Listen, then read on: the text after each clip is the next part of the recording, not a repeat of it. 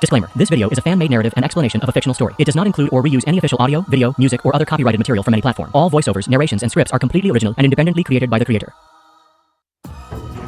नमस्कार दोस्तों, आपका स्वागत है कहानी ट्यूब की उस दुनिया में जहां हर कहानी अपने साथ लाती है एक नया रहस्य, नया रोमांच और ढेर सारी भावनाएं। अगर आप हमारे चैनल पर पहली बार आए हैं तो अभी सब्सक्राइब कर लीजिए और नोटिफिकेशन बेल को जरूर दबाइए ताकि हमारी अगली रोमांचक कहानी सबसे पहले आप तक पहुंचे। यहाँ आपको मिलेंगी थ्रिलर से भरपूर कहानियाँ, अद्भुत साई-फाई फैंटेसी की झलक और दिल को छू जाने वाली लव स्टोरीज जो हर बार आपको सोचने पर मजबूर कर देंगी। तो चलिए अब वक्त है आज की कहानी में खो जाने का। एक दिन बाद वह दर्जा पहाड़ी से बाहर निकल गया। पहाड़ी श्रृंखला समतल जमीन में बदल गई और ऊंचे पर्वत रेत में तब्दील हो गए। इस वक्त बांस के बेड़े की रफ्तार धीमी होती जा रही थी तो विदुर को इसे छोड़कर किनारे पर जाना पड़ा। लगता था कि मैदानों के बीच तक बहाव के साथ जाने की उसकी इच्छा बहुत भोली थी। पहाड़ी श्रृंखला में पानी का बहाव बहुत तेज था, लेकिन मैदानों में पहुंचकर पानी का बहाव नरम हो गया और बेड़े पर बहने से ज्यादा तेज पैदल चलना था। किनारे पर जाकर वह नदी के किनारे किनारे चला। भले छोटी शैतान लड़की अब मौजूद नहीं थी, विदुर ने फिर भी मध्य इलाके के केंद्र की ओर बढ़ने का फैसला किया। अकीरा दल छोड़कर इस अनजान दुनिया में घुसने के बाद आगे बढ़ने के अलावा उसके पास जाने की कोई और जगह नहीं थी। वह बस नदी के किनारे चलता रहा। जब उसे भूख लगती वह कुछ मछलियां पकड़कर खा लेता और अगर उसकी किस्मत अच्छी होती तो किनारे के जंगल में कुछ जंगली जानवर पकड़ लेता। इस तरह 1 महीना बीत गया। अब नदी के किनारे शहर और कस्बे दिखने लगे। दक्षिण किनारा शहर के दरवाजे पर प्रवेश शुल्क देकर विदुर शहर में घुसा। जब गर्म हवा का एक झोंका उसके चेहरे पर लगा, लोग, बहुत सारे लोग, हर जगह छोटे मोटे व्यापारी और निचले तबके के लोग आ जा रहे थे। यहाँ चहल पहल और जिंदा दिली थी। ये कुछ ऐसा था जो अकीरा दल में नहीं मिलता था। अकीरा दल में सब कुछ साफ सुथरा और व्यवस्थित था और भले वहाँ ज्यादा लोग हों, अकीरा दल जरूर शांत और खामोश रहता। वहाँ कोई भी शोर मचाने की हिम्मत नहीं करता था, लेकिन यहाँ लोगों की हंसी और बकबक की आवाजें हर जगह थीं। ज्यादा दूर नहीं चलने पर उसने कुछ भिखारी बच्चों को एक सुंदर नौजवान के आसपास घेरते देखा जो पैसे मांग रहे थे। नौजवान कढ़ाई वाले कपड़े पहने था तो लग रहा था कि वह किसी अमीर परिवार का राजकुमार हो। नौजवान ने चिल्लाकर कहा, मेरे पास सचमुच पैसे नहीं हैं। उसका चेहरा चिल्लाने से लाल हो गया था, लेकिन उसके शब्दों का यहाँ कोई असर नहीं था। ये भिखारी या तो अनाथ थे या मानव तस्करी से आए थे। उनके पीछे बड़े लोग थे जो उन्हें नियंत्रित करते थे और अगर वे वापस लौटने पर काफी पैसे नहीं लाते तो उन्हें खाना नहीं मिलता। उन्हें यहाँ तक कि आधा मार डालने की सजा भी मिलती थी।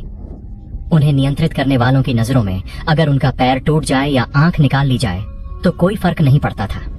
जितने ज्यादा दयनीय और विकृत वे दिखते उतना बेहतर। जब तक यह लोगों की दया को पैसे देने के लिए उकसाता ठीक था। बच्चों के भविष्य की बात थी तो या तो कोई और उन्हें उठा लेता या कुछ सालों में वे मर जाते और गहरे पहाड़ों में दफन कर दिए जाते। उनके लीडर बस कुछ और खरीद लेते या उठा लेते। ये नहीं कि कढ़ाई वाले कपड़ों वाला नौजवान के पास पैसे नहीं थे, बस उसे साफ पता था कि अगर वह इन लोगों को पैसे देता तो शायद वह अच्छा काम करता दिखता। लेकिन असल में यह उनके साथी बनने से अलग नहीं था। कढ़ाई वाले कपड़ों वाला नौजवान पूरे रास्ते भिखारी बच्चों से पीछा छुड़ाने के बाद मुड़ा और विदुर से बोला, मैंने पहले ही कहा मेरे पास पैसे नहीं है। विदुर ने हैरानी से पूछा, क्या?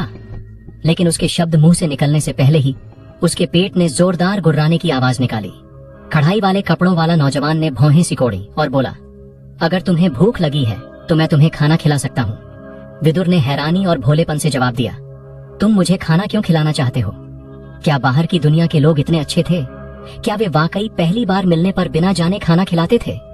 नहीं, जरूर कोई गलतफहमी थी।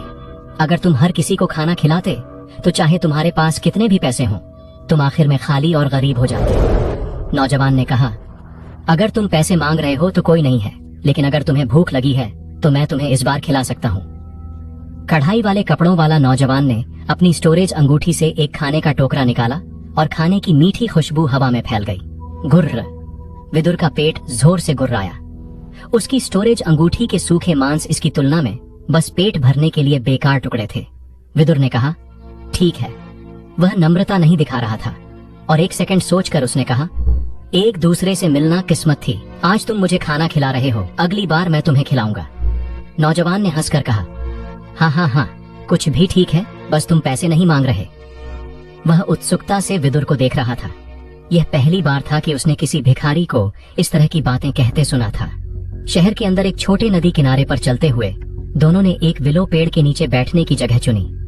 कढ़ाई वाले कपड़ों वाला नौजवान ने खाने का टोकरा खोला और अंदर 4 साफ सुथरे ढेर किए हुए दोहरे परत वाले खाने के डिब्बे थे। एक खोलते ही सुगंधित खुशबू और तेज हो गई। नौजवान ने कहा, तुम खा सकते हो। विदुर ने सिर हिलाया और पूरी तरह बिना नम्रता के और शोमिल से सीखे उत्साह के साथ वह जोर शोर से खाने लगा। साफ था कि कढ़ाई वाले कपड़ों वाले नौजवान का परिवार बहुत सख्त था। वह ठीक मुद्रा में बैठा, ठीक तौर तरीके से खाया और उसकी सारी हरकतें परिष्कृत शालीनता के साथ समन्वित थीं। इस तरह का व्यवहार सिर्फ एक कुलीन का होता था। अगर तुम्हें छोटी उम्र से ऐसा पाला न जाए तो बाद में इसे इस तरह सीखना असंभव था। कढ़ाई वाले कपड़ों वाला नौजवान ने सिर्फ 2 कौर खाए थे। जब उसने देखा कि पूरा खाने का टोकरा पहले ही पूरी तरह खाली हो चुका था, उसने हकलाते हुए कहा, मैं। उसके होंठ हल्के से कांप रहे थे और वह कुछ कहना चाहता था, लेकिन वह वाकई कह नहीं पाया। उसने सिर्फ हैरानी से विदुर को देखा। यह लड़का वाकई खा सकता था, लेकिन उसका खुद का पेट भी भूख से गुर्रा रहा था। विदुर का चेहरा शर्मिंदगी से लाल हो गया। शोमिल के साथ खाने के लिए लड़ने की आदत पड़ने की वजह से वह भूल गया था कि सामान्य लोगों के साथ कैसे खाना है। नौजवान ने कहा, कोई बात नहीं, अगर हमारी किस्मत हुई तो फिर मिलेंगे। उसने खाने के डिब्बों को अपनी स्टोरेज अंगूठी में समेटा और विदुर से हल्के से कुछ शब्द कहकर वह जाने की तैयारी करने लगा। विदुर ने कहा, रुको, तुम्हारा नाम क्या है? नौजवान ने हंसकर कहा, हाँ, मेरा नाम जरूरी नहीं है, लेकिन तुम्हारे पास पूरे हाथ और पूरे पैर हैं। तुम शायद मुश्किल वक्त में हो, लेकिन आखिर में भीख मांगना वह चीज़ नहीं है जो एक सच्चा मर्द करता है। ये बस एक अजनबी के शब्द हैं। भाई को मेरे इन अप्रिय शब्दों से दूसरों के मामले में ज्यादा दखल देने के लिए दोष नहीं देना चाहिए। अगर किस्मत हुई तो हम फिर मिलेंगे। कढ़ाई वाले कपड़ों वाला नौजवान एक शक्ति तकनीक का इस्तेमाल करके उछला और अचानक गायब हो गया। विदुर हैरानी से खड़ा रह गया। उसकी रफ्तार काफी तेज थी, लेकिन जो वाकई उसे हैरान कर गया वह उसके अभी बोले शब्द थे। भीख? उसने कब भीख मांगी? नदी के किनारे चलते हुए विदुर ने नीचे देखा और अपनी परछाई देखी। ओह! नदी की परछाई में उसे एक ऐसा नौजवान दिखा जिसके कपड़े फटे हुए थे, बाल बिखरे हुए थे और चेहरे पर काले धब्बे थे। विदुर अपनी परछाई देखकर हैरानी से चिल्ला उठा। विदुर ने कड़वाहट से हंसा। अपनी मौजूदा शक्ल के साथ उसे कोई भी देखता तो भिखारी समझता। अच्छा हुआ कि कढ़ाई वाले कपड़ों वाले नौजवान ने अपनी शक्ल को नजरअंदाज करके उसे अपने साथ खाने दिया। अफसोस, उसे नहीं पता था कि उसका नाम क्या था। अगर उसे मौका मिला तो उसे जरूर ठीक से इसका बदला चुकाना था। इस सोच तक पहुंचकर विदुर ने खुद का मजाक उड़ाते हुए हंसा। उसे नहीं पता था कि आक्रांत और लोग भेजेगा या नहीं। जब कोई वापस नहीं लौटा तो अपनी जिंदगी की गारंटी देना मुश्किल था। दूसरों को बदला चुकाने की बात तो दूर। विदुर दक्षिण किनारा शहर में ज्यादा देर नहीं रुका। नए कपड़े और सामान खरीदने के बाद वह निकल गया। दक्षिण किनारा शहर के उत्तर में इंसानी गतिविधियों के और ज्यादा निशान थे। न सिर्फ बड़े संप्रदायों के ट्रेनिंग करने वाले थे, बल्कि गांवों और शहरों में और ज्यादा साधारण लोग भी थे। सड़कों पर व्यापारी अपने कारवानों के साथ आ जा रहे थे और हर 5 किलोमीटर पर एक सराय थी जो उन्हें सामान और खाना दे सकती थी। कुल मिलाकर दुनिया का यह हिस्सा बहुत समृद्ध था। भले विदुर ने शहर छोड़ दिया था, उसके पास कोई लक्ष्य नहीं था, तो वह बस सड़क के साथ मध्य इलाकों के केंद्र की ओर चलता रहा। लेकिन किस्मत से होने वाली चीजें हमेशा अचानक आती हैं। तीसरी रात को विदुर सड़क के किनारे एक परिवार की सराय के सामने पहुंचा। जैसे ही वह अंदर घुसा, उसने कढ़ाई वाले कपड़ों वाले नौजवान को देखा जिसने उसे खाना खिलाया था, लेकिन इस बार वह अकेला नहीं था। उसके बगल में कई अधेड़ उम्र के लोग बैठे थे जो उससे बात कर रहे थे, और कढ़ाई वाला नौजवान कभी कभी सिर हिलाता था। जब विदुर अंदर घुसा, कढ़ाई वाले नौजवान ने उसे देखा, लेकिन साफ था कि उसने उसे अब साफ सुथरे होने की वजह से पहचाना नहीं। उसने सिर्फ लापरवाही से उसकी ओर देखा और फिर से अधेड़ लोगों की बात पर ध्यान दिया।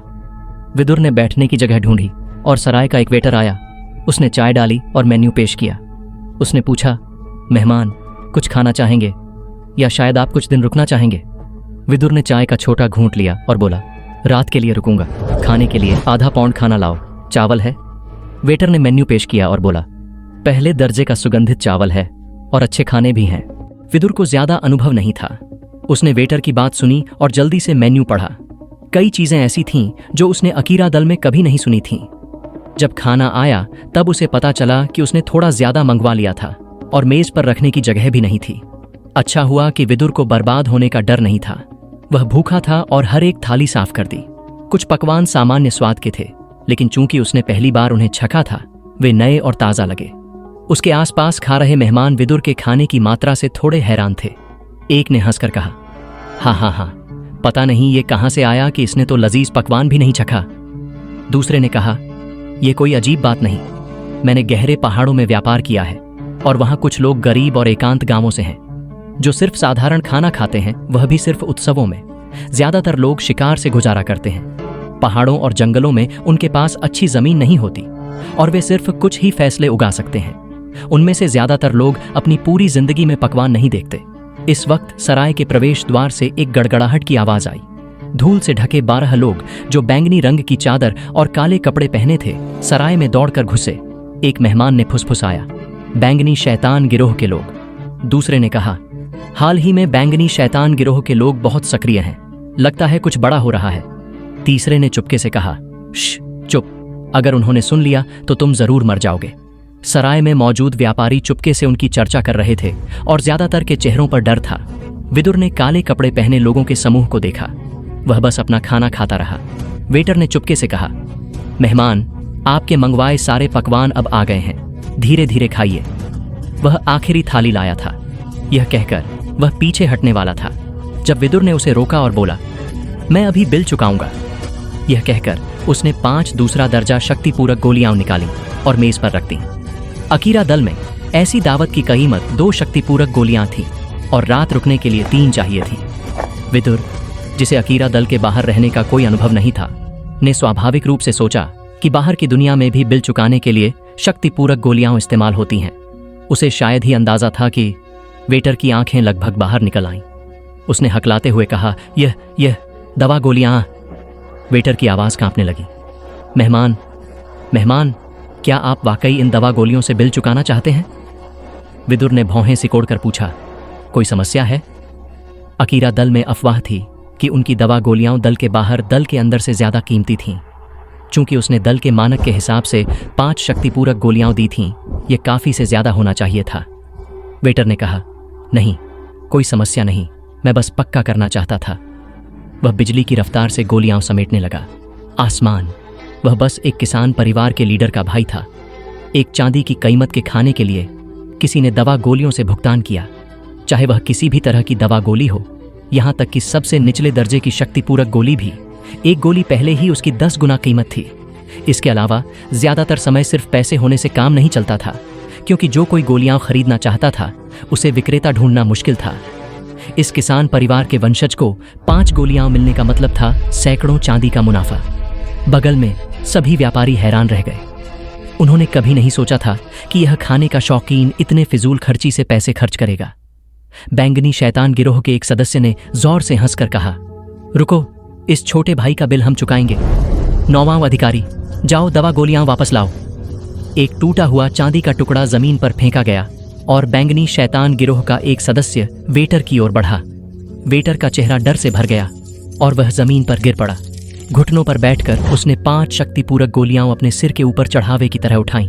9वां अधिकारी ने ठंडे ढंग से हंसकर कहा, लगता है तुम बेवकूफ नहीं हो। उसने 5 शक्तिपूरक गोलियां लीं और वापस चला गया।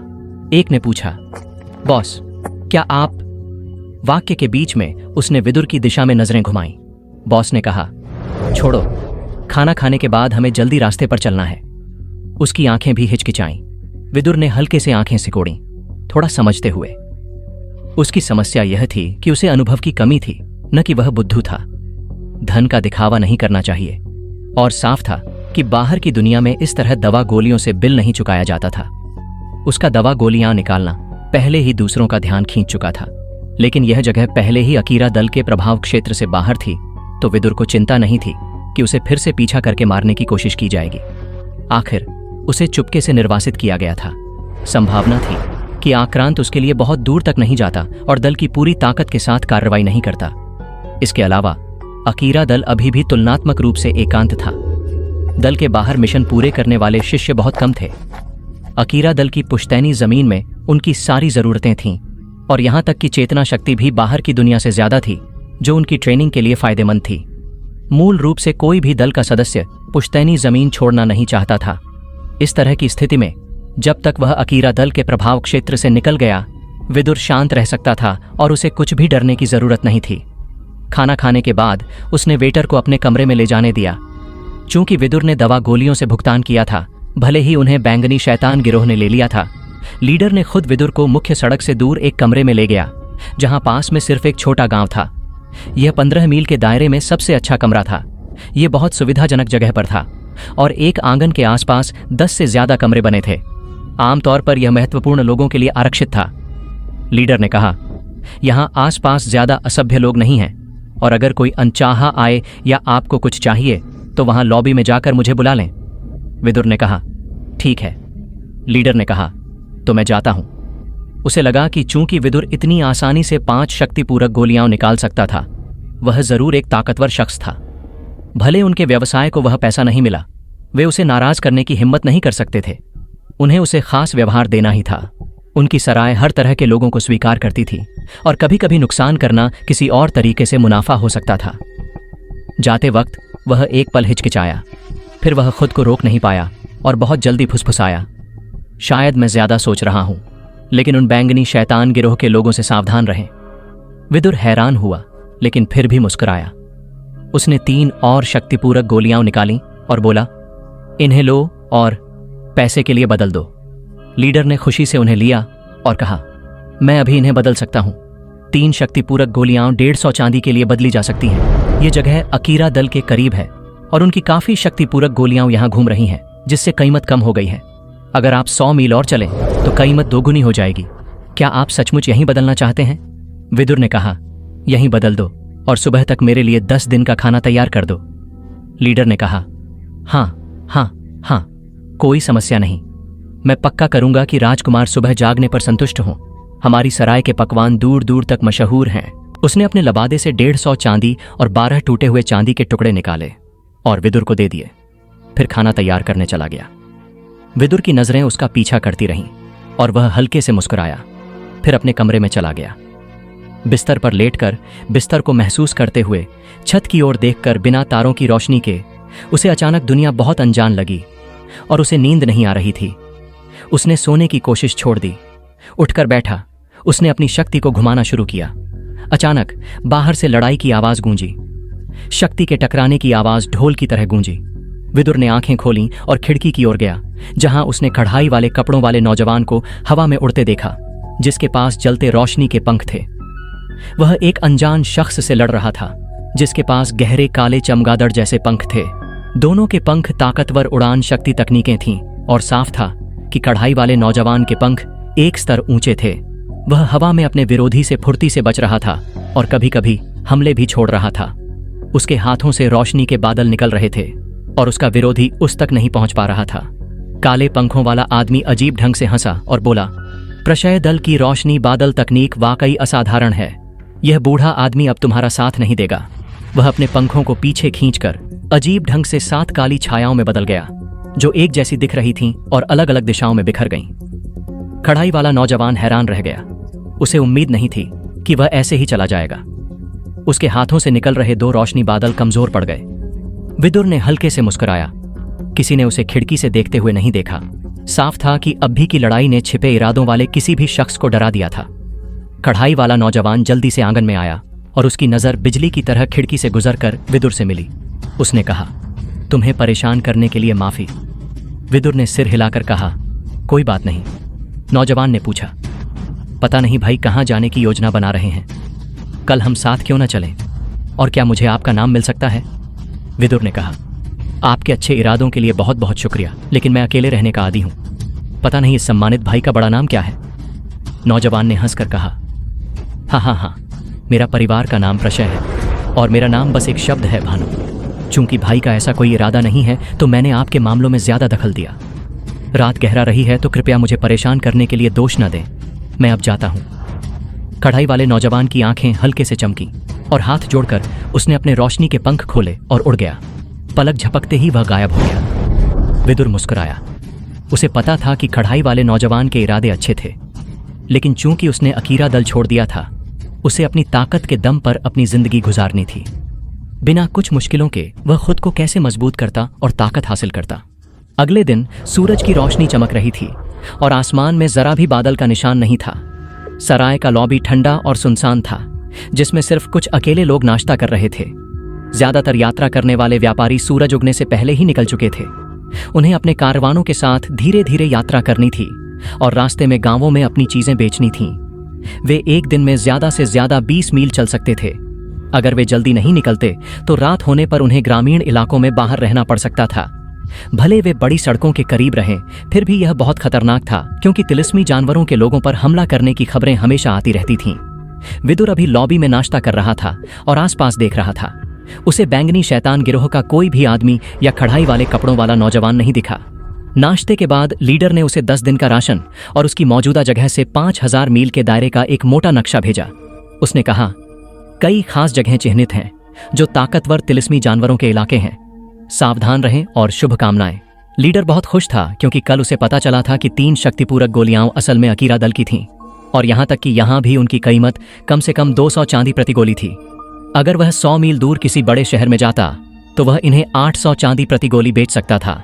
अकीरा दल से कितनी भी गोलियां बाहर आई, मांग कभी पूरी नहीं होती थी। यहां तक कि पहला दर्जा शक्तिपूरक गोली भी ढूंढना मुश्किल था। इस बार उसने बहुत बड़ा मुनाफा कमाया था, लेकिन जब उसने गौर से देखा तो विदुर के माथे पर अकीरा दल का निशान नहीं था। तो उसने मान लिया कि वह किसी अमीर और ताकतवर दल का शिष्य होगा। विदुर को ऐसे नक्शे की बहुत जरूरत थी, तो उसने इसे स्वीकार कर लिया। हाथ जोड़कर शुक्रिया अदा करके वह अपने रास्ते पर चल पड़ा। नक्शे को देखकर उसने पाया कि तिलिस्मी जानवरों के खतरनाक इलाकों के अलावा इस जगह के आसपास के कई शहरों और गांवों के निशान भी थे। यहां तक कि खास तौर पर उजाड़ इलाकों में सरायों के निशान भी थे। साफ था कि यह नक्शा किसी यात्रा करने वाले व्यापारी ने बनाया था और इसकी कीमत कम से कम दर्जनों चांदी थी। विदुर तेजी से चल रहा था, साथ ही एक शारीरिक शक्ति तकनीक का इस्तेमाल कर रहा था, जिसे ट्रेनिंग का एक प्रकार भी माना जा सकता था। सड़क पर काफी लोग थे, ज्यादातर घोड़ों या कारवानों पर। विदुर एक एक करके उन्हें पीछे छोड़ रहा था। वह जो शारीरिक शक्ति तकनीक इस्तेमाल कर रहा था, वह उसके परिवार से मिली थी और इसे आकाश पकड़ कला कहा जाता था। इसमें 12 स्तर थे और 10वें स्तर तक पहुंचने पर शक्ति का इस्तेमाल करके आकाश पकड़ पंख बनाए जा सकते थे, जो एक बहुत खास उड़ान शक्ति तकनीक थी। लेकिन विदुर ने इसे सिर्फ 9वें स्तर तक ट्रेन किया था। अब तक विदुर को पता चल चुका था कि बाहर की दुनिया अकीरा दल से पूरी तरह अलग थी। वे 2 पूरी तरह अलग दुनिया थीं। अकीरा दल में सबसे जरूरी चीज हमेशा हकीम कला थी। वह अपनी ट्रेनिंग को अस्थायी रूप से रोक सकता था और तब तक इंतजार कर सकता था जब तक उसकी हकीम कला का स्तर काफी ऊंचा न हो जाए। उसके बाकी क्षेत्र बाद में स्वाभाविक रूप से पकड़ लेते, लेकिन बाहर की दुनिया पूरी तरह ताकत पर केंद्रित थी। असली विनाशक ताकत, वह सबसे जरूरी थी। अगर कोई अकेले जिंदा रहना चाहता था और सम्मान चाहता था, तो सिर्फ ताकत ही जवाब थी। बिना ताकत के किसी और चीज पर भरोसा नहीं किया जा सकता था। हकीम भी वहीं थे। अगर साधारण हकीमों को दूसरों ने ढूंढ लिया तो सिर्फ एक नतीजा था, उन्हें चुपके से जेल में डाल दिया जाता और जिंदगी भर गोलियां बनाने के लिए मजबूर किया जाता। विदुर जानता था कि सबसे जरूरी चीज उसकी इस शारीरिक शक्ति तकनीक की ट्रेनिंग थी। अगर आकाश पकड़ कला को 10वें स्तर तक ट्रेन किया जा सकता और वह आकाश पकड़ पंख इस्तेमाल कर सकता, तो दुश्मनों से भागते समय वह बहुत तेज होता। कल का भानु सिर्फ 8 सितारा दक्ष रैंक था, फिर भी उसके पास उड़ान तकनीक थी। इसकी तुलना में उसकी 9वें स्तर की आकाश पकड़ कला कम पड़ रही थी। अचानक एक विशाल जाल आसमान से गिरा। 1 दर्जन काली आकृतियों ने विदुर को घेर लिया और हमला किया। हैरानी से भरा उसने आकाश पकड़ कला का इस्तेमाल किया, जिससे उसका शरीर चमक कर उस विशाल जाल से बच गया। लेकिन यह उनका पहला जाल था। दूसरा विशाल जाल नीचे आया जब 2 काली आकृतियों ने उस पर हमला किया। जाल की रस्सी में कांटे सिलाए थे, जो साफ तौर पर जहरीले थे। यह गठन बहुत मशहूर था। यह जहरीला जाल गठन था जो लापरवाही में एक महादक्ष रैंक को भी पकड़ और मार सकता था। विदुर का शरीर फिर से चमक कर दूसरा जाल बच गया, लेकिन तीसरा जाल खुल गया और ऐसा लग रहा था कि इसे बचने का कोई रास्ता नहीं था। विदुर की आंखों में एक सख्त चमक उभरी और उसकी 9वें स्तर की आकाश पकड़ कला को पूरी ताकत से धकेला गया। उसकी रफ्तार फट पड़ी और एक दुखद हवा की आवाज के साथ आई। पलक झपकते ही स्थिति पलट गई। हवा में 2 खून के फव्वारे उड़े। तीसरा जाल पकड़े 2 लोगों की बाहें शक्ति से फट गईं और सिर्फ मांस का एक गड़बड़ टुकड़ा बचा, जैसे किसी विशाल पत्थर ने उसे कुचल दिया हो। एक ने चिल्लाया, गठन को और कसो, इसे पूरी तरह मिटा दो। दर्जन से ज्यादा लोगों ने एक गठन बनाया। उनकी शक्ति एक में उमड़ रही थी। यह एक विशाल भेड़िए में सघन हुई जो विदुर पर हमला कर रहा था। विदुर ने इसे नजरअंदाज किया और आकाश पकड़ कला का इस्तेमाल जारी रखा। उसकी आकृति हवा के साथ एक हो गई। जब वह गठन की ओर बढ़ा, शक्ति फट पड़ी। भले उन्होंने गठन को और कस लिया हो, क्या यह हवा को रोक सकता था? एक पल में वे दर्जन लोग जमीन पर धकेल दिए गए, लेकिन विदुर ने उन्हें नहीं मारा, बल्कि सिर्फ बेहोश कर दिया। अगर यह 1 या 2 होते तो शायद वह इसे सहन कर पाता, लेकिन दर्जन से ज्यादा। विदुर का दिल अभी भी इतना दृढ़ नहीं था। एक इंसान को मारना बनाम 10 लोगों को मारना पूरी तरह अलग था। लेकिन इसका मतलब यह नहीं था कि वह लोगों को अपने ऊपर हावी होने देगा। यह लोग बैंगनी शैतान गिरोह के थे। सिर्फ कुछ दवा गोलियां दिखाने की वजह से उसका निशाना बनाया गया था। ये लोग साफ तौर पर दुष्ट थे। पता नहीं इन्होंने कितने लोगों को नुकसान पहुंचाया था। लगातार टूटने की आवाजें गूंजी जब विदुर ने सबके अंग तोड़ दिए। फिर उसने अपनी शक्ति का इस्तेमाल करके उनकी शक्ति चक्रों को गड़बड़ कर दिया और जबरदस्ती कुचल दिया। बैंगनी शैतान गिरोह के दर्जन लोग दर्द से जाग गए और दुख भरी चीखें निकालीं। एक ने चिल्लाया, तुम क्या कर रहे हो? विदुर ने कहा, वही जो तुम कर रहे थे। दूसरे ने कहा, क्या? विदुर ने कहा, मैं लूट रहा हूं। उसने उनकी सारी चीजें ले लीं, लेकिन आखिर में वह ज्यादा कुछ नहीं था। सिर्फ कुछ दवा गोलियां थीं, लेकिन 5 शक्ति पूरक गोलियां उनके पास नहीं थीं और उनके पास ज्यादा सोना भी नहीं था। विदुर ने पूछा, तुम्हारा बॉस कहाँ है? इस वक्त विदुर को पता चला कि कल उन्हें हुक्म देने वाला शख्स उनके साथ नहीं था। एक ने थूक कर कहा, तुमने मेरी शक्ति को बेकार कर दिया, तो भले मैं मर जाऊं। मैं विदुर ने उसका कंधा सीधे कुचल दिया। इनमें से कोई भी जिंदा नहीं बचेगा। भले उसने खुद आखिरी वार नहीं किया, इस जंगल में चारों अंग कुचलने और शक्ति बेकार करने का सिर्फ एक नतीजा हो सकता था, मौत। विदुर ने लापरवाही से कहा, मुझे ज्यादा दिलचस्पी भी नहीं है। उसने खुद को क्रूर बनाने की पूरी कोशिश की। वह बदला लेना चाहता था। वह अपने पिता की आखिरी इच्छा पूरी करना चाहता था। पहले का कमजोर और नाजुक विदुर निश्चित रूप से इन्हें पूरा नहीं कर सकता था। समूह को सड़क से दूर फेंककर विदुर ने अपनी दृढ़ता मजबूत की और आगे बढ़ गया। 10 लोगों की जिंदगियां अभी भी उसके दिमाग पर भारी थीं, लेकिन विदुर ने खुद से कहा कि अगली बार वह जरूर खुद खत्म करेगा। वह सबको मार डालेगा, बिना इस तरह के घुमावदार तरीके के। 3 दिन बाद शीर्ष युद्ध शहर। यह एक विशाल शहर था जो 50 मील की जगह घेरता था। यहाँ अनगिनत परिवार रहते थे और 10,000 मील के दायरे में हर बड़ी ताकत का यहाँ आधार था। यहाँ तक कि अकीरा दल का भी यहाँ एक शाखा था। बेशक बाहर की शाखा परिवार सबसे कमजोर थे। उनके पूर्वजों ने दल के निकाले गए शिष्यों के रूप में शाखाएं शुरू की थीं। अगर विदुर एक शाखा शुरू करता और आखिर में उसका कोई प्रतिभाशाली वंशज अकीरा दल में सिफारिश पाता, तो वह अकीरा दल के शाखा परिवार का खिताब ले सकता था। लेकिन ऐसी शाखा परिवार को दल की जमीन पर वापस लौटने की इजाजत नहीं थी। शीर्ष युद्ध शहर में शाखा परिवार भी ऐसा ही था। उन्हें बहुत पहले दल से निकाला गया था और उनके वंशजों की मेहनत के बाद वे अकीरा दल के दरवाजे तक लौट आए थे, दल की सुरक्षा पाकर और हर 5 साल में एक प्रतिभाशाली शिष्य को दल में ट्रेनिंग के लिए भेजने की इजाजत पाकर।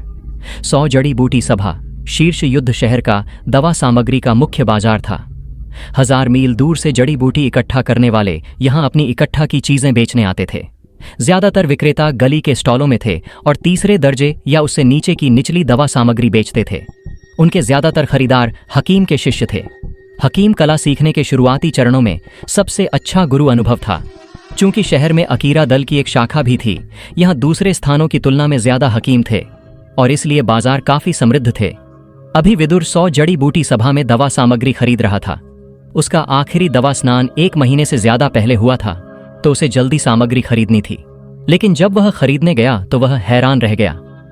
1000 से ज्यादा चांदी के सिक्के उसने फेंक दिए, फिर भी जरूरी सामग्री का 10वां हिस्सा भी नहीं मिला। कुछ ऊंचे दर्जे की मुख्य सामग्री भी वहां बिक्री के लिए नहीं थी और सिर्फ नीलामियों में मिल सकती थी। जब तक विक्रेता को उसकी कीमत नहीं पता थी, तीसरे दर्जे से ऊपर की सामग्री यहां बेचने के लिए नहीं निकाली जाती थी। इसके बजाय उन्हें नीलामी में रखा जाता था। यह इस तथ्य की वजह से भी था कि शहर में कई हकीम थे और यहां तक कि अकीरा दल का एक शाखा परिवार भी था। हकीम गिल्ड में भी कई हकीम थे जिन्हें विभिन्न ताकतें पाल रही थीं। हर परिवार को दवा सामग्री की जरूरत थी। नीलामी के बिना शहर में हर दिन बड़े टकराव उभरते। एक विक्रेता ने विदुर को सलाह दी, आकाश, जल, बादल, पत्थर, बैंगनी रेत, सार, ये सिर्फ 3 बड़ी नीलामियों में मिल सकते हैं। छोटी नीलामियां शायद ही इन्हें निकाल सकें। उसने कहा, लेकिन इन दवा सामग्रियों को जल्द से जल्द खरीद लिया जाता है और जब तक तुम किसी परिवार की सुरक्षा में न हो। हाँ, मैं और नहीं समझाऊंगा, छोटे खुद समझ लो। विदुर ने हल्के से मुस्कुराया। कुछ साधारण दवा सामग्री खरीदकर वह 100 जड़ी बूटी सभा से निकल गया। शहर की 3 बड़ी नीलामियां थीं, एक स्वर्ग मंडप की नीलामी, विश्वासी नीलामी और कीमती खजाना नीलामी। इनमें से प्रत्येक नीलामी के पीछे बहुत ताकतवर समर्थन था, खासकर एक स्वर्ग मंडप का। इसका एक रहस्यमयी समर्थक था जिसे 8 प्राचीन दलों में से एक माना जाता था। यह शीर्ष युद्ध शहर की नंबर 1 नीलामी थी। विदुर ने एक स्वर्ग मंडप को नहीं चुना और न ही विश्वासी नीलामी को, जो यहाँ अकीरा दल के शाखा परिवार से बहुत करीबी थी। इसके बजाय वह कीमती खजाना नीलामी गया, जो शहर की मूल ताकत थी। वह सीधे वहां नहीं गया। पहले उसने एक बहुत साधारण काला लबादा खरीदा और अपना चेहरा ढक लिया। जब वह वहां पहुंचा और घुसने वाला था, नीलामी घर का एक स्वागतकर्ता उसके पास आया। उसने पूछा, क्षमा करें, आप यहां खरीदने आए हैं या बेचने? विदुर ने कहा, बेचने। उसने अपनी आवाज को भारी करके अधेड़ उम्र के आदमी जैसी की। यह करना बहुत मुश्किल नहीं था, क्योंकि अपनी शक्ति पर थोड़ा नियंत्रण करके वह चाहे तो औरत जैसी आवाज भी निकाल सकता था। यहां तक कि योद्धा भी इस छोटी चाल से ठगे जा सकते थे। स्वागतकर्ता ने कहा, यहां से आइए। स्वागतकर्ता ने विदुर को एक खास रास्ते पर ले गया। साफ था कि विदुर जैसे कई लोग अपना चेहरा छिपाकर चीजें बेचने आते थे, और इसलिए नीलामी घर के अपने तरीके और गारंटी थी। अंदर 6 बख्तरबंद रक्षक थे जो ताकतवर शक्ति बिखेर रहे थे। वे साफ तौर पर कम से कम महादक्ष रैंक के थे। वे सब बगल में आदर से खड़े थे, जरा भी नहीं हिल रहे थे और न ही विदुर की ओर देख रहे थे। स्वागतकर्ता ने कहा, अंदर जाइए। चाहे आपके पास कुछ भी हो, यहाँ सब कुछ जांचा जा सकता है, लेकिन अगर आप इससे मुकर गए और नीलामी घर का अपमान किया तो 100 सोने के सिक्कों की जांच फीस है। विदुर ने लापरवाही से कहा, कोई बात नहीं। उसने ये 2 शब्द बोलकर दरवाजा धकेला और अंदर घुस गया। भले उसे अनुभव नहीं था, नाटक करना आसान था। दरवाजे के पीछे एक बड़ा लाउंज था। दीवारें पूरी तरह किताबों से ढकी थीं। कुछ कागज की किताबें थीं, कुछ रेशम की बनी थीं, और सबसे कीमती वे थीं जो जानवरों की खाल पर लिखी थीं। एक बूढ़ी आवाज कमरे के बीच से आई, निकालो। विदुर अपने आसपास का जायजा ले रहा था जब यह आवाज सुनाई दी। वहां एक बड़ा लोहा ड्रैगन था, जिस पर एक सफेद बालों वाला, पानी भरी आंखों वाला बूढ़ा बैठा था। लोहा ड्रैगन के बगल में 5 रक्षक थे, जिनकी शक्ति दबी हुई थी। वे चमड़े का कवच पहने थे, लेकिन उस कवच से शक्ति गठन की लहरें निकल रही थीं। साफ था कि यह चमड़े का कवच सबसे भारी स्टील प्लेटों की तुलना में रक्षा में कम नहीं था, बल्कि यह उससे कहीं बेहतर था। विदुर ने कोई आवाज नहीं की। उसने पहले से ही कुछ दवा गोलियां तैयार की थीं और अब उन्हें सौंप दिया। एक रक्षक ने उसे रोका और गोलियां लेकर बूढ़े को दी। साफ था कि लोहा ड्रैगन बूढ़े को कैद करने के लिए नहीं था, बल्कि उसकी रक्षा के लिए था। फर्श पर इसके पास तंत्र थे। अगर स्थिति खराब हो जाती तो तंत्र सक्रिय हो जाते और लोहा ड्रैगन बूढ़े को लेकर जल्दी भाग सकता था। बूढ़े ने लापरवाही से गोलियां लीं। वह कुछ शब्द चबा रहा था जब अचानक उसकी आंखें चमक उठीं। उसने कहा, ये हैं लाल आग गोलियां और ऊंचे दर्जे की, वाकई अच्छा सामान। ये जिंदगी ठीक करने वाली गोली है जो शक्ति को जल्दी ठीक करती है और खून रोकने और अंदरूनी अंगों की रक्षा में भी मजबूत असर करती है। 3रा दर्जा ऊंचा। एक के बाद एक गोली की जांच बूढ़े ने की, जब तक वह आखिरी गोली तक नहीं पहुंचा। तब उसने सिर उठाया और विदुर को गौर से देखा। उसने पूछा, आप वाकई आज इन गोलियों को बेचना चाहते हैं? विदुर ने सिर हिलाकर कहा, हाँ। बूढ़े ने कहा, हम और बात कर सकते हैं। आज की नीलामी ज्यादातर साधारण व्यापारियों के लिए है। अगर हम इन्हें अचानक बेचते हैं तो लोग मिलकर कीमत दबा सकते हैं। विदुर खामोश रहा, अपनी नजरों से संकेत देते हुए कि उसे और जानकारी चाहिए। बूढ़े ने कहा, अगर आप चाहें तो हम इन गोलियों को अंदरूनी तौर पर खरीद सकते हैं और पक्का करेंगे कि कीमत ठीक हो। अगर नीलामी की कीमत ज्यादा हुई तो हम अंतर पूरा करेंगे। अगर नीलामी की कीमत कम हुई तो हम नुकसान स्वीकार करेंगे। ईमानदारी से कहूं, ये गोलियां सभी ऊंची गुणवत्ता की हैं और बाजार में शायद ही दिखती हैं। जब भी ऐसी गोली आती है, इसके लिए बड़ी लड़ाई होती है। मेरे लिए यह एक बड़ा मौका माना जा सकता है। विदुर हैरान हुआ। उसके लिए ये बस कुछ दवा गोलियां थीं, लेकिन दूसरों के लिए इन्हें इतने विस्तार और सावधानी से संभालना पड़ता था। उसने कहा, ठीक है, जब तक कीमत ठीक हो। वह सिर हिलाकर सहमत हुआ, क्योंकि उसे दोनों तरीकों से कोई दिक्कत नहीं थी। उसे बस दवा सामग्री खरीदने के लिए काफी पैसे चाहिए थे। चाहे वह गोलियों को नीलामी घर को अंदरूनी तौर पर बेचे या नीलामी के लिए जोर दे, इसमें ज्यादा फर्क नहीं था। लेकिन अगर उसे जल्दी पैसे चाहिए थे तो सबसे अच्छा तरीका यही था कि पहले नीलामी घर को बेच दे। उसकी तेज और सीधी सहमति ने बूढ़े को हैरान कर दिया। उसने उसे मनाने के लिए और कई तर्क तैयार किए थे, लेकिन अब उन शब्दों की जरूरत नहीं थी। वह खुशी से जैसे नशे में था और ख्यालों में खो गया। विदुर ने हल्के से खांसा, यह संकेत देने के लिए कि वह कीमत पर बात करना चाहता था। बूढ़े ने कहा, हाँ, ऐसी कीमती चीजें बाजार कीमत से परे हैं। आमतौर पर इन्हें दूसरी कीमती चीजों के साथ बदला जाता है। मेहमान को पैसे चाहिए या खजाने के बदले? विदुर ने सोचा, सीधे दवा सामग्री लेना बेहतर होगा ताकि वह दवा स्नान फिर से कर सके। यह उसकी ट्रेनिंग के लिए बहुत मददगार होता। बगल में जाकर उसने दवा सामग्रियों की एक सूची लिखी। अधेड़ आदमी की आवाज में उसने कहा, मुझे इन दवा सामग्रियों में जितना हो सके चाहिए।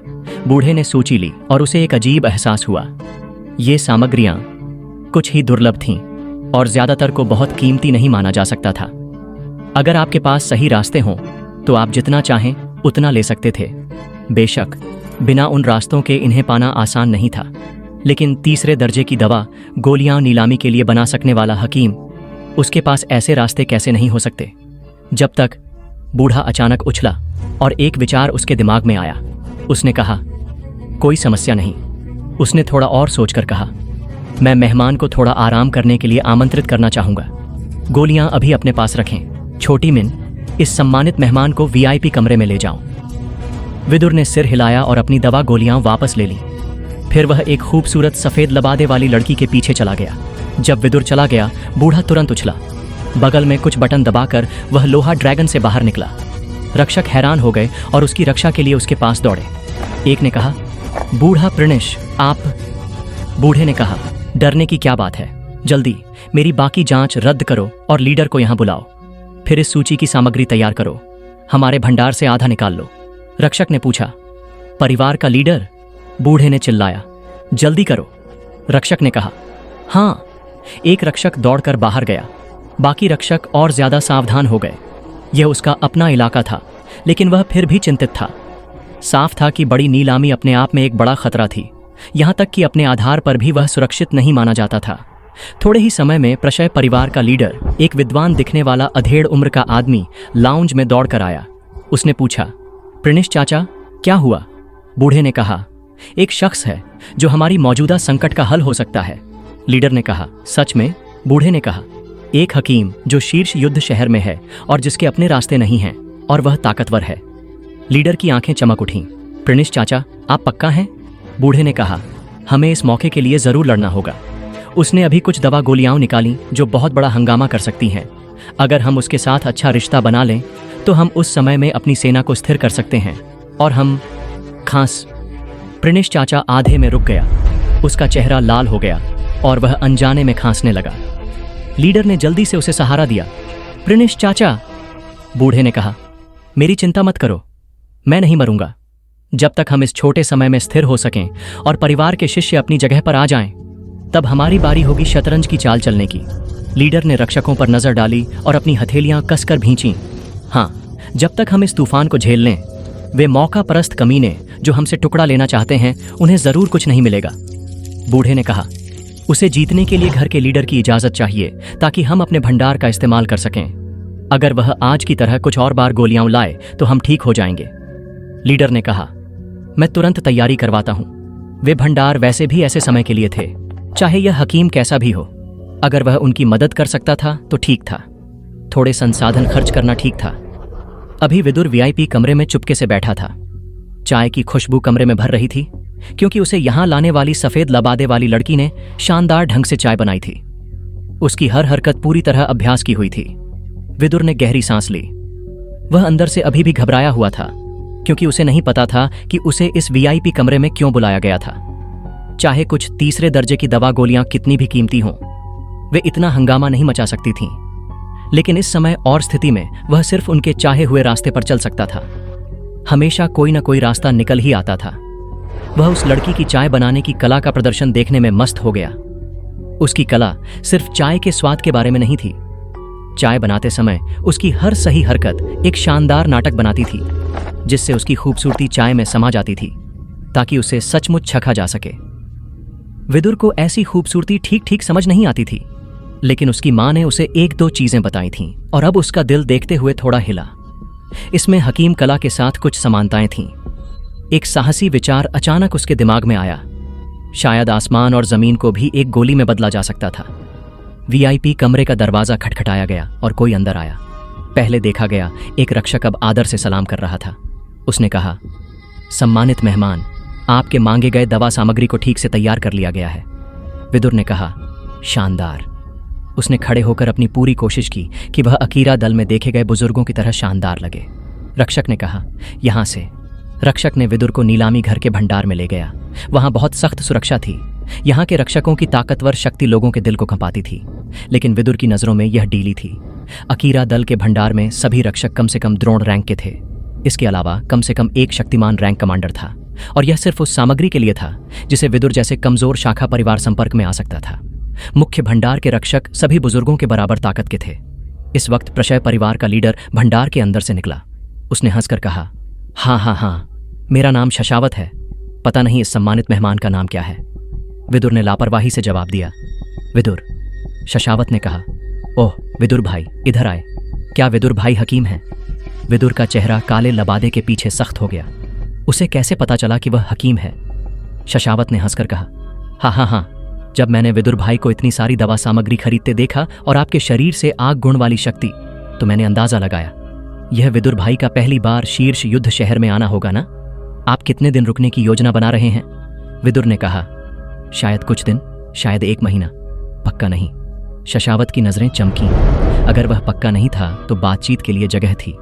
उसने सीधे कहा, असल में यह नीचा अपने आप को एक हकीम के साथ सहयोग की तलाश में है। अगर विदुर भाई चाहें तो मैं विदुर भाई की बनाई सारी गोलियां ऊंची कीमत पर खरीद सकता हूं। विदुर हैरान हुआ, तो वह असल में दवा गोलियों के पीछे था।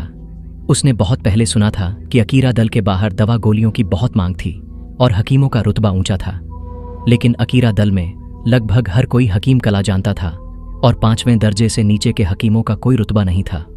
विदुर ने सहमति दी। ठीक है, उसने कहा, लेकिन मैं सिर्फ रैंक 4 से नीचे की दवा गोलियां बेचूंगा। शशावत ने कहा, यह कोई समस्या नहीं। असल में जितनी साधारण गोली हो उतना बेहतर। जैसे ठीक करने वाली दवा गोलियां अगर नीलामी में लाई जाए। हाँ, किसी भी तरह विदुर भाई जो भी गोली बनाए मैं उसे ऊंची कीमत पर खरीदूंगा। अगर रैंक 4 की दवा गोली हो तो यह नीचा शीर्ष दर्जे की दवा सामग्री के साथ बदलेगा। शशावत ने एक सूची निकाली और विदुर को सौंप दी। शशावत की सूची में दर्जनों दवा सामग्रियां थीं। साथ ही यह भी बताया गया था कि उनके पास कितना भंडार है। विदुर की नजरें चमकीं। उसने देखा कि इसमें कई ऐसी दवा सामग्रियां थीं जो अकीरा दल में भी दुर्लभ और कीमती मानी जाती थीं। उसने कहा, शशावत ने कहा, इन दवा सामग्रियों को कई सालों में इकट्ठा किया गया है। इस बार मैं इनमें से जितनी चाहें उतनी का इस्तेमाल करके दवा गोलियां लेना चाहता हूं, लेकिन यह कि मैं इन सब का इस्तेमाल कर पाऊंगा या नहीं, यह विदुर भाई पर निर्भर है। विदुर ने आंखें झपकाईं। तारों की लकड़ी, चमकदार बिजली का पानी, ये दवा सामग्रियां अकीरा दल में भी ढूंढना मुश्किल था। उसे नहीं लगा था कि ये नीलामी घर में मिलेंगी। उसने जल्दी से हिसाब लगाया। अगर उसके पास ये दवा सामग्रियां हों, साथ ही निगलने वाली शैतान घास और आत्मा मिलन पानी, तो वह आत्मा नींव गोली बना सकता था। यह गोली उसे अपनी नींव मजबूत करने और कम समय में 9 सितारा दक्ष रैंक तक पहुंचने में मदद करेगी। वह लगातार खतरे में था और ताकत ही उसकी जिंदगी की एकमात्र गारंटी थी। विदुर ने यह बात उस पहले दिन समझ ली थी जब उसे अकीरा दल से निकाल दिया गया था। अकीरा दल की रक्षा के बिना और चुपके से पीछा किए जाने की वजह से वह अब पहले की तरह सामान्य रूप से ट्रेनिंग नहीं कर सकता था। उसे सबसे तेज तरीके का इस्तेमाल करना था, लेकिन सबसे बुरे हाल में ऐसा करने से 2 साल पहले की संभावना जलने की बीमारी फिर से फट सकती थी। तारों की लकड़ी और चमकदार बिजली का पानी ऐसी दवा सामग्रियां थीं जिन्हें उसे खुद ढूंढने के लिए बहुत किस्मत चाहिए होती। विदुर अपनी मौजूदा स्थिति को बहुत अच्छे से समझता था। अकेले उसके लिए इन दवा सामग्रियों को फिर से पाने का मौका लगभग असंभव था। सूची को ध्यान से देखते हुए उसने पाया कि नीचे साफ तौर पर लिखा था कि किन दवा गोलियों के लिए कौन सी सामग्रियां बदली जा सकती थीं। तारों की लकड़ी और चमकदार बिजली का पानी 5 रैंक 4 की दवा गोलियों के लिए बदले जा सकते थे, और मात्रा इस बात पर निर्भर करती थी कि यह रैंक 4 की कौन सी दवा गोली है। इसका मतलब था कि प्रशय दल के पास तारों की घास और चमकदार बिजली का पानी काफी मात्रा में था, और यह ठीक वही था जिसकी विदुर को जरूरत थी। आत्मा नींव गोली के लिए इनकी बड़ी मात्रा चाहिए थी, और यह भी ध्यान में रखना था कि इस गोली की नाकामी की दर बहुत ज्यादा थी। 2 हिस्से तैयार करना सबसे अच्छा था। कीमती खजाना नीलामी से निकलने के बाद विदुर ने एक सराय ढूंढी जहां वह रुका। उसने एक अलग कमरे की मांग की जिसमें एक अलग आंगन हो। शीर्ष युद्ध शहर बहुत समृद्ध था, तो ऐसे कमरे आम थे। हालांकि विदुर अपना ज्यादातर समय हकीमी पर लगाता था, उसे युद्ध संरचनाओं की थोड़ी बहुत समझ थी। उसकी शाखा के गिरावट से पहले उनके पास कुछ युद्ध संरचनाएं थीं। विदुर ने उनमें से ज्यादातर सीख ली थीं और इस वक्त उसने एक ऐसी युद्ध संरचना बिछाई जो लोगों को उसकी जासूसी करने से रोके। अपने कमरे में घुसकर विदुर ने खिड़कियां कसकर बंद की और एक और युद्ध संरचना बनाई। तभी उसने अपना काला लबादा उतारा और डीला हुआ। कमरा बहुत बड़ा था और दवा बनाने के लिए काफी जगह थी। अपनी कड़ाही निकालकर उसने तुरंत दवा स्नान के लिए गोलियां तैयार करना शुरू किया। 1 घंटे बाद उसकी कड़ाही से एक जोर की आवाज आई और विदुर ने 3 लाल रंग की दवा गोलियां हासिल की। उन्हें पीसकर पाउडर बनाया और उस स्नान में डाल दिया जो उसने तैयार किया था।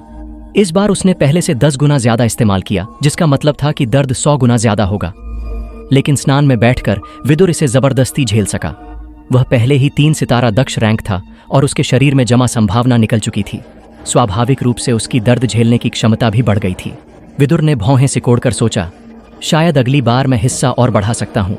उसे लगा कि 10 गुना मात्रा भी अभी कम थी, लेकिन उसने जो सारी दवा सामग्रियां खरीदी थीं वे खत्म हो चुकी थीं। तो अगर वह और ज्यादा इस्तेमाल करना चाहता था तो उसे पहले नीलामी घर वापस जाना पड़ता।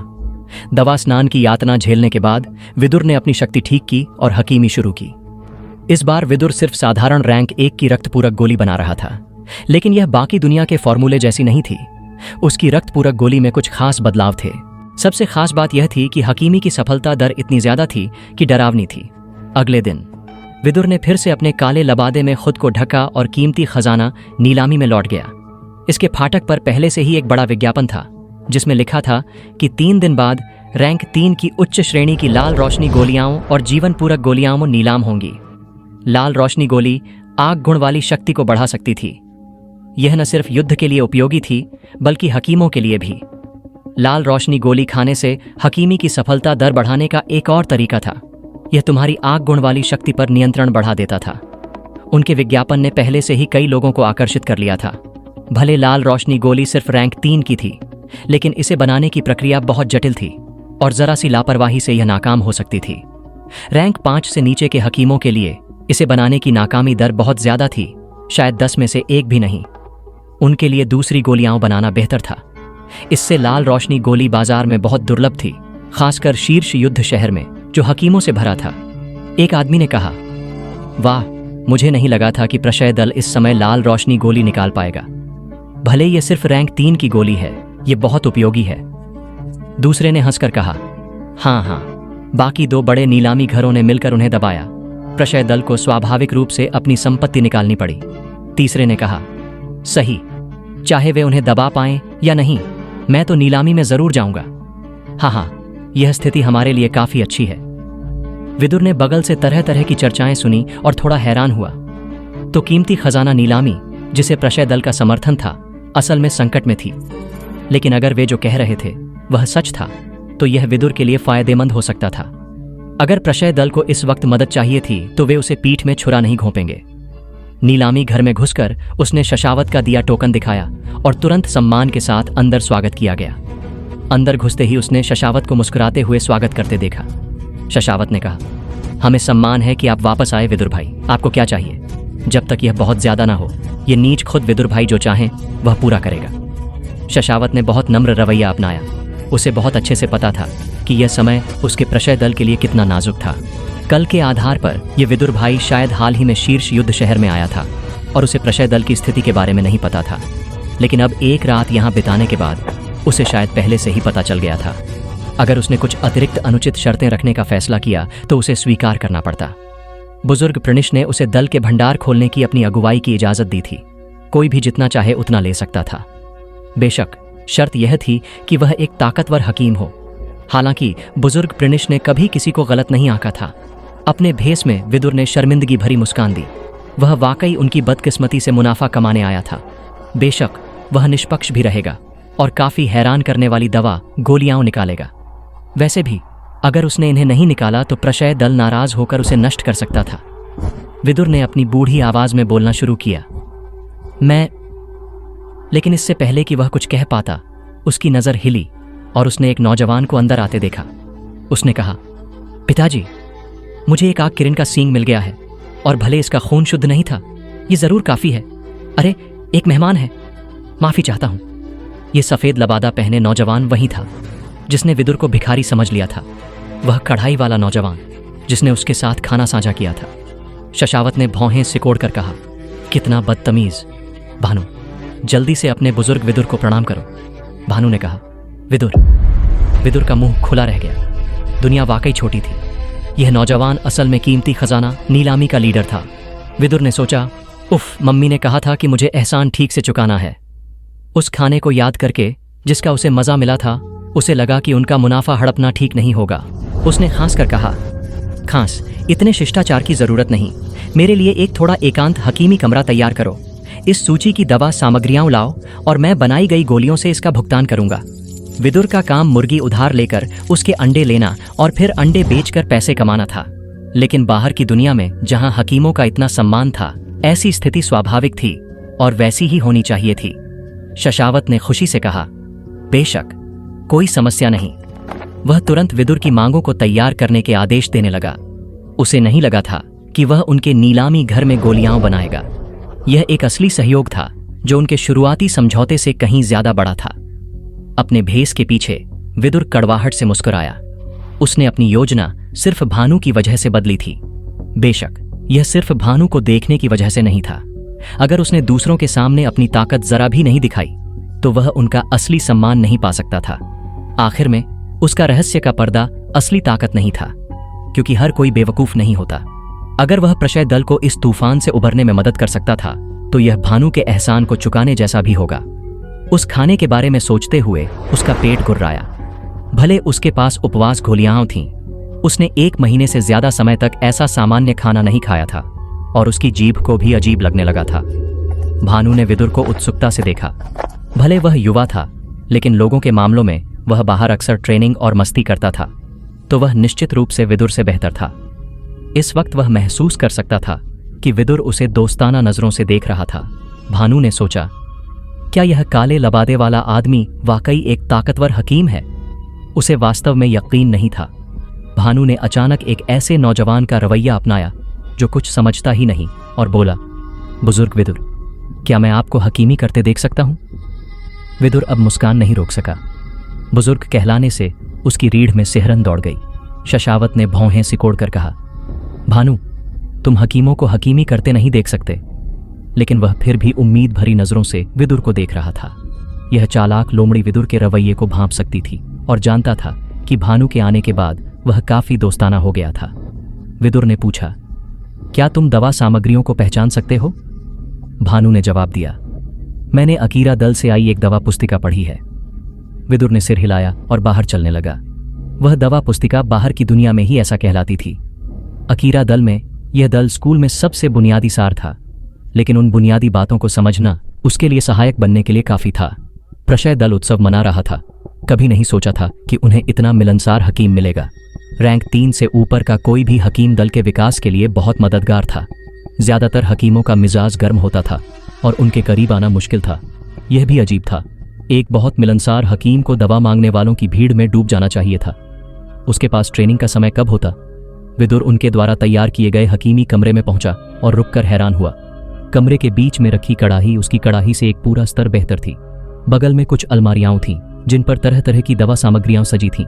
शशावत ने भारी चेहरा बनाकर कहा, यह दल के दूसरे बुजुर्ग का हकीमी कमरा है, लेकिन अफसोस, उस बुजुर्ग के साथ कुछ हुआ और वह अब हकीमी नहीं कर सकता। विदुर ने सिर हिलाया। नहीं जानता था कि इसका जवाब कैसे देना चाहिए। उसने सोचा कि चुप रहना ही बेहतर है। कड़ाही को गर्म करके उसने तुरंत हकीमी शुरू की। शशावत हैरान रह गया। उसे नहीं लगा था कि वह उसके सामने ही हकीमी शुरू कर देगा। ज्यादातर हकीमों की अपनी शर्तें होती थीं और वे लोगों पर ज्यादा भरोसा नहीं करते थे। उन्हें व्यक्तिगत रूप से हकीमी करते देखना बहुत दुर्लभ था। शशावत और भानु ने एक दूसरे की ओर देखा। फिर शशावत चुपके से हकीमी कमरे से पीछे हट गया। बाहर बुजुर्ग प्रणेश जल्दी से आया। उसने पूछा, क्या हुआ? शशावत ने अजीब ढंग से कहा, उसने हमें जाने को नहीं कहा और सीधे हकीमी शुरू कर दी। बुजुर्ग प्रणेश ने भौहें सिकोड़ी। उसने कहा, सिर्फ असली ताकतवर हकीम ही इतनी लापरवाही से काम करते हैं, क्योंकि उनके लिए इस स्तर की गोलियां बनाना आसानी से हो जाता है। शशावत ने कहा, तो तुम कह रहे हो? बुजुर्ग प्रिनिश ने जवाब दिया, शायद इस बार हमें वाकई एक असली योद्धा मिला है। शशावत ने पूछा, तो क्या हमें उसे परिवार के मेहमान के रूप में आमंत्रित करना चाहिए? बुजुर्ग प्रिनिश ने कहा, इस तरह के योद्धा को दूसरों की तरह नहीं संभाला जा सकता। अपनी किस्मत पर खुश हो कि वह तुम्हारी मदद कर रहा है, लेकिन उसे मेहमान के रूप में आमंत्रित करने की बात, अगर तुमने उसे दल के अगुवा का पद भी दे दिया तो वह इसे अपमान समझ सकता है। इस वक्त विदुर भानु को आदेश दे रहा था, लगातार दवा सामग्रियां और उनकी मात्रा बता रहा था और उसे तैयारियां करने दे रहा था। भानु बहुत तेज था, लेकिन उसे फिर भी जल्दी करनी पड़ रही थी।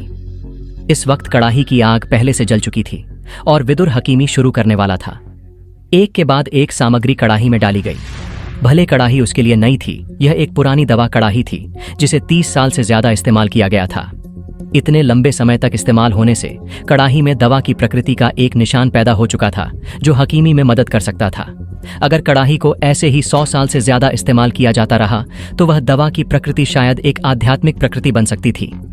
इस वक्त कड़ाही की दवा प्रकृति के साथ सामग्रियां जल्दी और पूरी तरह से एक साथ पिघल गईं और एक गोली का भ्रूण बन गया। गोली का भ्रूण फिर बंटा, 1 से 2, 2 से 4, 4 से 8। आखिर में 36 लाल दवा गोलियां बनी। यह थी लाल रोशनी गोली जिसे विदुर सबसे अच्छे से बनाता था। बगल में भानु की आंखें खुली की खुली रह गईं। इतने कम समय में उसने दवा सामग्रियों की एक कड़ाही खत्म कर दी थी। विदुर ने हल्के से सिर हिलाया। दक्ष रैंक बनने के बाद लाल रोशनी गोली उसके लिए अब मुश्किल नहीं थी। उसने तुरंत रैंक 3 की जीवन पूरक गोली बनाना शुरू किया, जो शक्ति ठीक कर सकती थी, घाव भर सकती थी और थोड़े समय के लिए तुम्हारी इंद्रियों को बढ़ा सकती थी। बराबर ताकत की लड़ाई में जिसकी प्रतिक्रिया तेज होती थी, उसे थोड़ी बढ़त मिलती थी जो अपने विरोधी को दबा सकता था। पुनर्जनन गोली वह चीज थी जिसे विदुर अक्सर अपनी हकीमी का अभ्यास करने के लिए इस्तेमाल करता था। उसकी हरकतें बहुत कुशल थीं। इस तरह की गोली लाल रोशनी गोली जितनी दुर्लभ नहीं थी, लेकिन इसकी जरूरतें बहुत डरावनी थीं। बाहर की दुनिया में अगर किसी के पास कुछ पुनर्जनन गोलियां नहीं थीं, तो उसे लड़ाई में बहुत सावधान रहना पड़ता था। अगर तुम हमेशा घायल होने और ठीक करने का कोई रास्ता न होने से डरते थे, तो अपनी पूरी ताकत निकालना मुश्किल था। विदुर ने लगातार दवा सामग्रियां कड़ाही में डाली और हकीमी की। कचरा निकला और उसने इसे बर्बाद नहीं किया। जीवन पूरक गोली रैंक 3 की थी और उससे निकले अशुद्धियों का भी अपना इस्तेमाल था। उसने अपनी 2 गोलियां एक कड़ाही तकनीक का इस्तेमाल किया, कई और सामग्रियों को दूसरी गोली के साथ मिलाने के लिए डाला और रैंक 2 की रक्त पूरक गोली बनाई। यह गोली शरीर की संभावना को उकसाती थी, जिससे खून का निर्माण बढ़ता था और घाव रुकते थे। यह भी एक बहुत मांग वाली चिकित्सा दवा गोली थी। ये दोनों गोलियां जल्दी खत्म होकर कड़ाही से निकलीं। 12 जीवन पूरक गोलियां और 108 दूसरी रक्त पूरक गोलियां थीं। विदुर ने एक सांस छोड़ी। उसे यह थोड़ा अप्रत्याशित लगा। 3 सितारा दक्ष रैंक बनने के बाद उसकी अंदरूनी शक्ति कई गुना मजबूत हो गई थी और दवा सामग्रियों को नियंत्रित करने की उसकी क्षमता 10 गुना बढ़ गई थी। एक भट्टी से बनने वाली गोलियों की संख्या भी कई गुना हो गई थी। गहरी सांस लेकर उसने फिर से भानु को दवा सामग्रियां तैयार करने का आदेश दिया और जीवन पूरक गोली के साथ रक्त पूरक गोली बनाना जारी रखा। इन 2 दवा गोलियों को थोक में बेचा जा सकता था। कम से कम दर्जनों की संख्या के बिना नीलामी में निकालना मुश्किल हो सकता था। आखिर ये आम तौर पर देखी जाने वाली गोलियां थीं, तो बिना मात्रा के खरीदारों का ध्यान खींचना मुश्किल होता।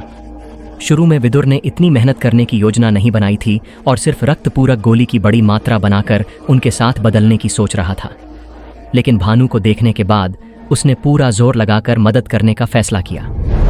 थोड़े ही समय में 1 दर्जन और पुनर्जनन गोलियां निकलीं, साथ में 100 रक्त पूरक गोलियां।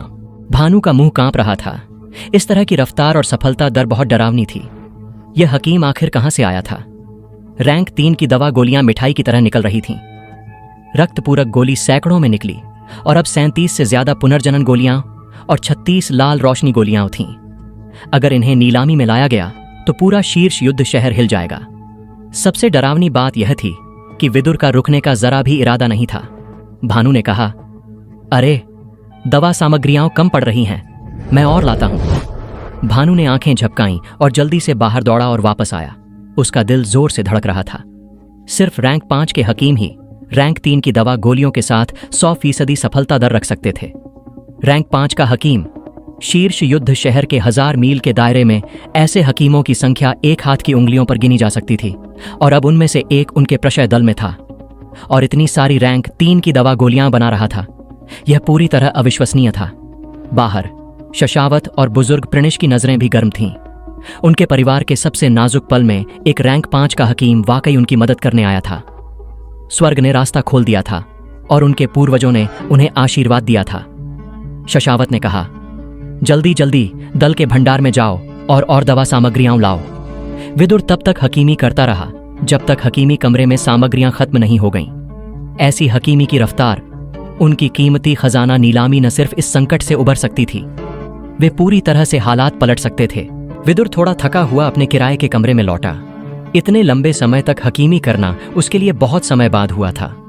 उसे आसान लगने की वजह से उसने अनजाने में ज्यादा गोलियां बना डाली थीं। एक रात आराम करने के बाद अगली सुबह वह कल की अंदरूनी शक्ति के इस्तेमाल से अभी भी थोड़ा थका हुआ था, लेकिन यह जरूरी नहीं कि बुरी बात थी। जैसे जैसे यह धीरे धीरे ठीक होती, उसकी अंदरूनी शक्ति और ज्यादा निखरती जाती। लेकिन ऐसी हालत में शक्ति या हकीमी की ट्रेनिंग करना ठीक नहीं था। ट्रेनिंग का रास्ता ऐसा था जिसमें तनाव और आराम दोनों की जरूरत थी। उसने फैसला किया कि वह रक्त पूरक गोलियों को प्रशय परिवार की कीमती खजाना नीलामी में नहीं बेचेगा। इस आराम के समय का फायदा उठाकर 200 से ज्यादा गोलियों को कुछ ऐसी चीजों से बदलना बेहतर था जो उसके काम आ सकें। 100 जड़ी बूटी की सभा में दवा गोलियों के अलावा कई तरह की दूसरी चीजें भी थीं। 10 शक्ति सहायक गोलियों का कर चुकाकर कोई भी यहाँ स्टैंड लगाकर चीजें बेच सकता था। विदुर इस वक्त अपने काले लबादे में नहीं था, बल्कि अपनी असली शक्ल में था। कर चुकाने के बाद उसे एक खाली बैनर मिला और उसने एक जगह ढूंढी। उसने एक दवा स्टैंड लगाया और बहुत सादगी से 10 रक्त पूरक गोलियां रख दीं। अपने बैनर पर उसने लिखा, थोक रक्त पूरक गोलियां सिर्फ दवा सामग्रियों के लिए बदलें। फिर वह बैठ गया और अपनी शक्ति को हल्के से हिलाकर अपनी आत्मा को तरोताजा करने लगा। एक आदमी ने पूछा, सिर्फ दवा सामग्रियों के लिए बदलना? आसमानी इंद्रधनुष घास कैसी रहेगी? थोड़े ही समय में लोग पूछने आए। भले रक्त पूरक गोली सिर्फ रैंक 1 की थी, इसकी बहुत मात्रा में जरूरत थी। प्रभाव के मामले में रक्त पूरक गोली शायद बेहतर थी, लेकिन इसे आमतौर पर जान बचाने के लिए इस्तेमाल किया जाता था। छोटे घावों के लिए रक्त पूरक गोली बेहतर थी। विदुर ने कहा, ठीक है, 6 के लिए 1। आसमानी इंद्रधनुष घास एक काफी अच्छी दवा सामग्री मानी जा सकती थी। इसका इस्तेमाल बैंगनी आग गोली बनाने में होता था, तो यह ठीक वही था जो विदुर को चाहिए था। दूसरे ने कहा, 60 के लिए 10 रक्त पूरक गोलियां। विदुर ने कहा, ठीक है। पहले व्यक्ति के साथ बदलाव करने के बाद दूसरे भी बदलाव करने आए। विदुर को इस बात की परवाह नहीं थी कि वे क्या लाए। उसने बस एक अनुपात तय किया और बदल लिया। 200 गोलियां जल्दी ही सब बदल गईं और विदुर को जो मिला उससे वह संतुष्ट था। उसने काफी बड़ा मुनाफा कमाया था। ये सामग्रियां कम से कम 10 गुना थीं जो उसने रक्त पूरक गोलियां बनाने में इस्तेमाल की थीं। लेकिन जब वह जा रहा था, उसे नहीं पता था कि 100 जड़ी बूटी की सभा की परछाइयों में एक जोड़ी खूनी आंखें उसे कसकर पीछा कर रही थीं।